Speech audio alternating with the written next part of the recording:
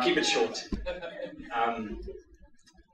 a lot of good men here, a lot of men better than me.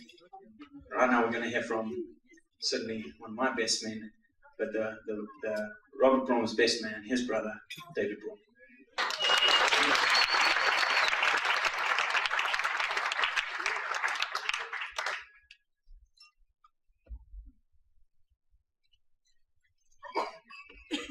Rich, can you just ring your announcement up?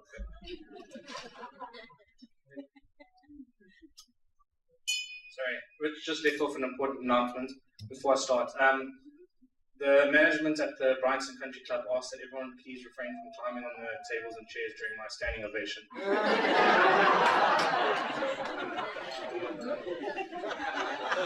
So please don't. Right. My name is David, and I'm Rob's brother. Probably easier to describe you as the father of the beautiful little child that was sitting in the third row. Heard or saw her today. She's not here. Otherwise she would have been up here. In preparing for this speech, which I think is they say real men don't cry, but sometimes I eat frogs, so I think that does make me a real man. I chose 4 attributes of Rob. 2 that he's definitely grown in, and 2 that he's had his whole life. The first is one that he's grown in, and I chose this because I think that I was instrumental in helping him grow in this. That was patience. Barry and I used to often tease Rob, normally behind his back, because we're quite afraid of him, about having a short fuse. A couple of examples to describe this was one while swimming. In fact, both of them were while swimming. Me in my sort of normal gym car way, when running, Barry even has a mental picture of me doing this as I jumped into the pool, and Rob was below the water and I landed on top of him. And the fists came. And the water was just stopping them all. So I was laughing because I thought it was hilarious. And they came until eventually one landed and I ran away, probably in tears. The second, which was ended much more drastically, was one day while in the garden, also very close to the pool, but out the pool, I was pumping on a foot pump. And then I got distracted and I walked off and I did something else. I can't even remember. But attached to that foot pump was a hose pipe. And that hose pipe went about 10 feet underwater. And on the end of that hose pipe was Rob. Breathing, with about 3 or 4 bricks wrapped around him to keep him down.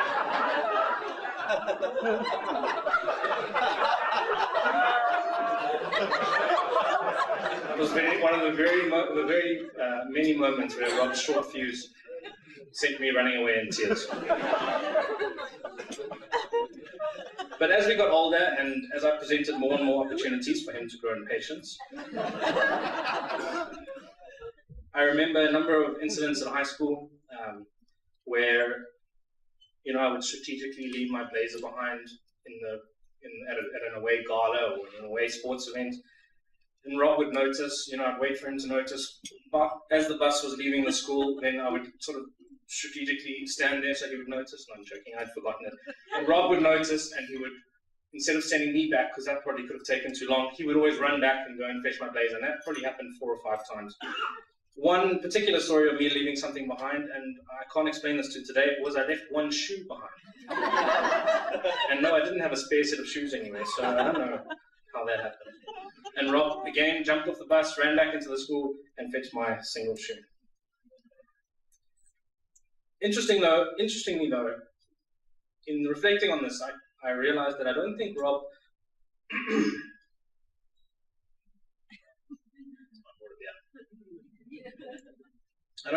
considers himself to be patient. But in recent years, I've been amazed by his acts of patience towards me, to my family, and to many others. That's only the first page. Still have 3 more. Rob is very quick to see the good in others and very quick to acknowledge his own faults, something I truly admire. The second attribute I chose Again, because I think that I very generously helped him grow in this attribute. And that is one of generosity. When we were younger, Rob was so generous to share his baptism day with me. He shared his infamous Care Bear birthday party with me. And on many a night, he had to share his room with me. These are still sore points today. But I wanted to speak about this because this is something that Rob truly is. And anyone that knows Rob will know that he is thoughtfully generous.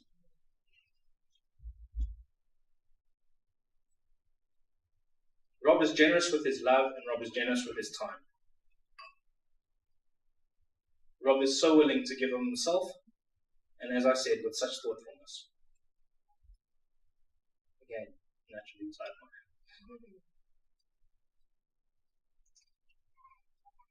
The third attribute, one that Rob has had his whole life, has been one of loyalty. Rob is fiercely loyal. Something often lacking in today's society. Rob won't let a relationship die or fade away without a pursuit. He will be honest and true. Rob loves his family. Something that I've known and felt my whole life.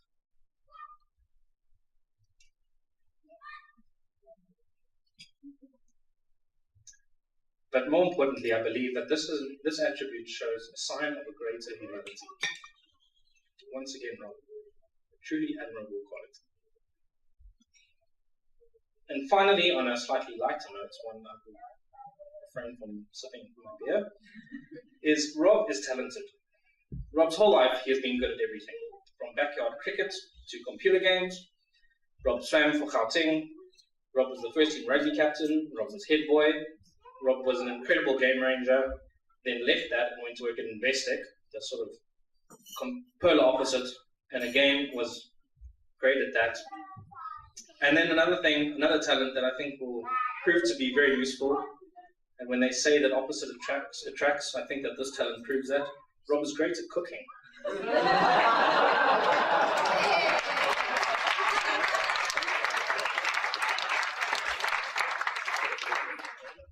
Good job. Rob, you can literally do whatever you put your mind to, something which I think very few people have. So today, all these qualities, I think, are amazing qualities that you will bring now to your wife, Claire, and to your future children. And today's marriage, as Uncle Mike was saying, is somewhat unique in that, as families, we've known each other for a long time. Spending many nights and weekends and 3-night sleepovers and 4-night sleepovers at the Stonia's house. I've come to know the Stonias what I would consider to be a second family. And in the past 7 or 8 years, Claire has become a really great friend to my wife and I. In serving the church in various ways with Claire, I have seen Claire encourage many people towards a relationship with our Lord. Claire, I have a deep respect and admiration for you. You're caring, prayerful, and an enthusiastic woman. And on behalf of our family, we are so happy to have you as an official member.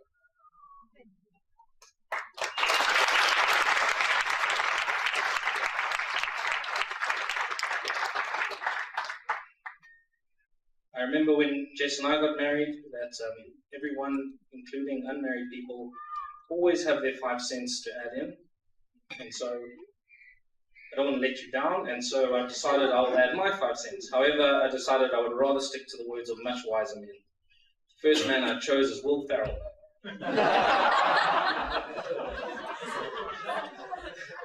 It's a true quote. Before you marry a person, you should first make them use a computer with a slow internet connection to see who they really are.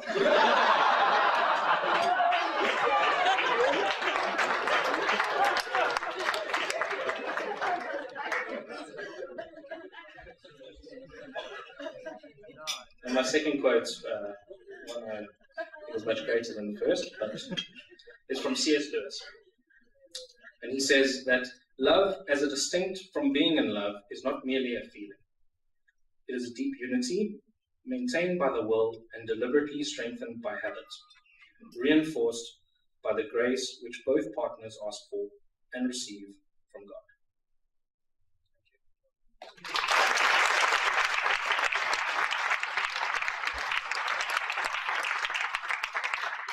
And as is tradition, I would like to toast the bridesmaids. Sometimes I wonder why it's the girls that have to walk down the aisle, and why do the guys not ever get a chance? But I think it's fair to say that standing at the front, standing at the end of the aisle, and even before Claire gets to walk down and to experience that moment, the bridesmaids walking in, having beautiful women walk in like that is definitely a special thing. So can we all stand and toast the beautiful bridesmaids? To the bridesmaids.